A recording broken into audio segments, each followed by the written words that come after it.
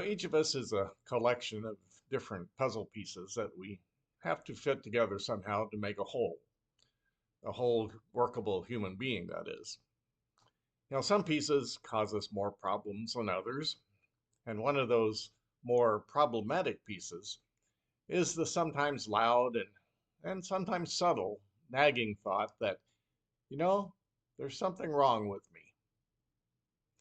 It's almost as if we're born with this thought as part of our DNA.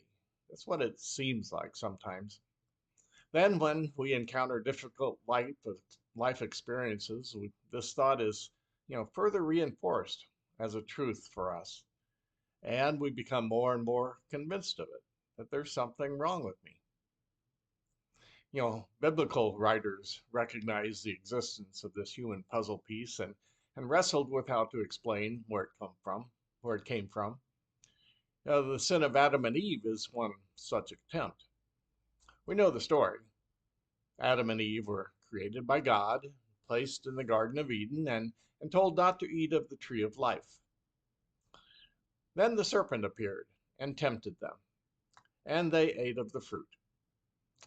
Now, the traditional view of what sin Adam and Eve committed is the sin of pride.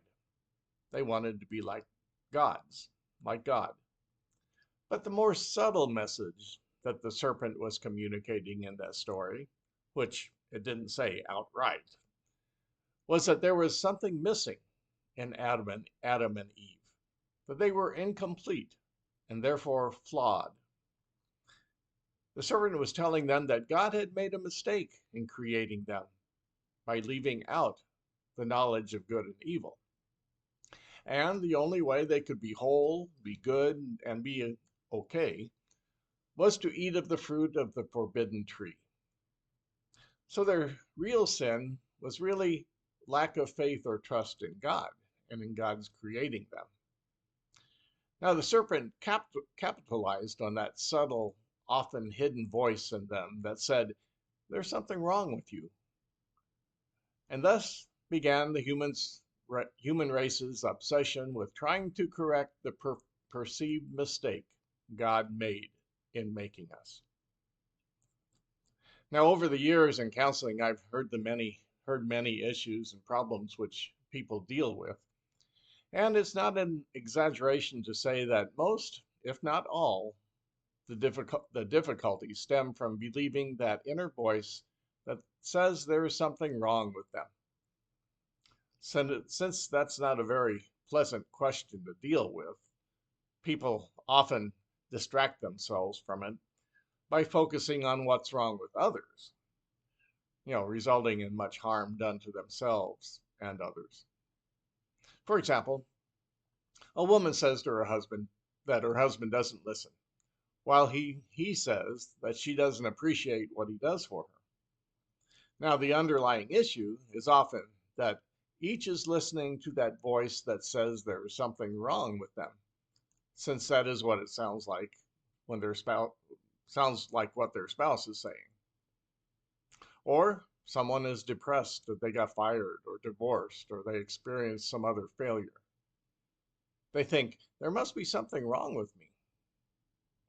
Or a narcissistic bully abuses, threatens, and controls others in order to get things to go his way. And he creates many enemies and harms a lot of people. He's deathly afraid that he might be a loser.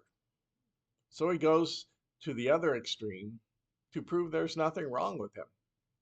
And he does much damage in the process.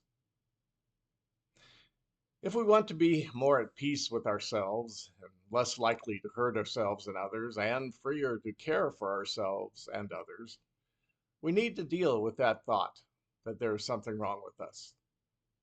Now, one thing we can do is to further understand the distinction between being and doing. If I make a mistake, that's a doing. I did that. It doesn't make me a mistake, which is a being idea. It's kind of like if I tell a lie, that's a doing.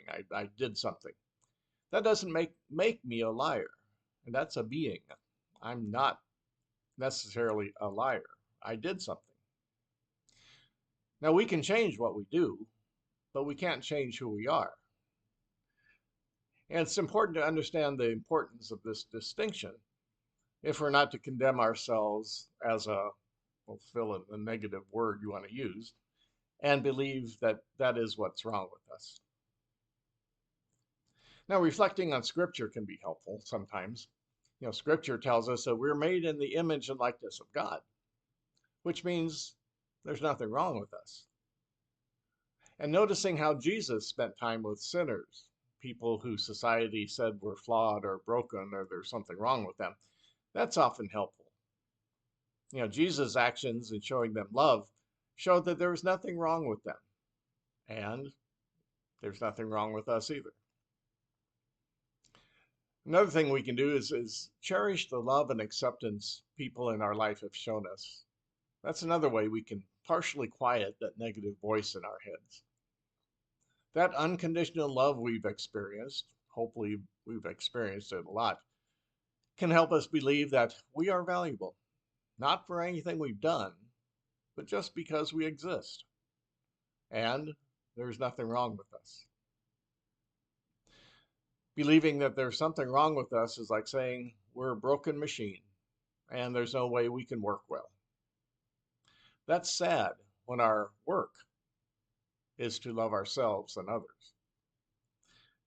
If we can quiet that thought a little, or even change it to there's something good about ourselves, we'll be more convinced that this machine that we are, so to speak, can function well. And we'll be free to do the work of love well.